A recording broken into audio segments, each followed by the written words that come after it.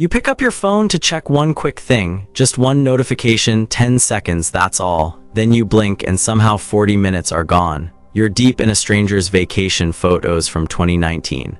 And you have absolutely no idea how you got there. Sound familiar? If it does, you are not weak and you are not alone. The truth is, your phone was designed to do this to you. Every scroll, every swipe, every refresh was engineered by some of the smartest people alive to capture your attention and never let it go. But here's the good news that most people never hear. Once you understand exactly how the trap works, you can actually start to break free from it. So let's pull back the curtain on your own brain. It all comes down to one tiny, powerful chemical. Its name is dopamine. Now, most people get dopamine completely wrong.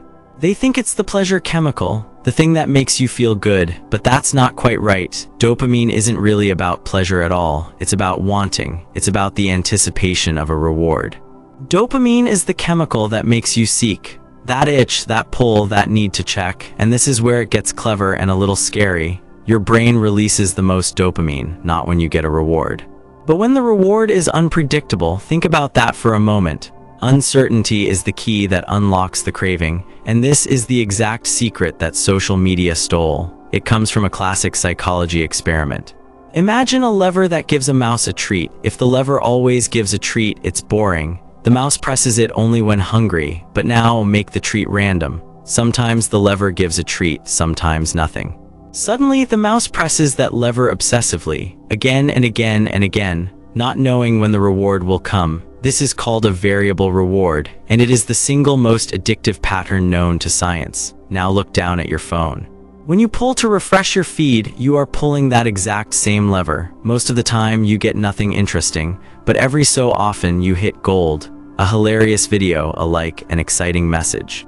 You never know which pull will be the good one, so your brain keeps you pulling forever. Your feed is not just a feed. It is a slot machine in your pocket. Every single feature is designed for this. Those little red notification dots.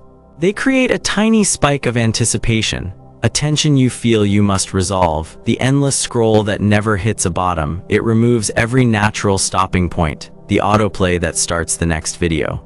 Before you can even decide to leave, none of this is an accident. It's a machine built to farm your attention. But here's the part that really matters for you. Every hour you spend in this loop is slowly rewiring your brain.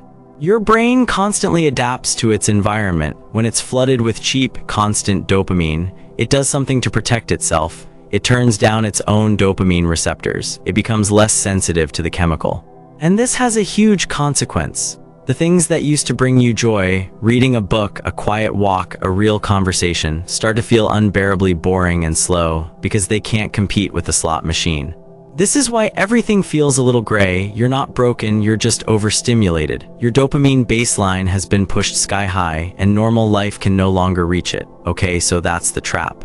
Now for the part you've been waiting for. How do you actually break free? The goal isn't to throw your phone in the ocean, it's to take back control from the machine.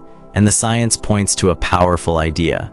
It's often called a dopamine detox, but that name is a little misleading. You're not detoxing from dopamine itself. You're giving your overworked receptors a rest. You're letting your brain become sensitive again.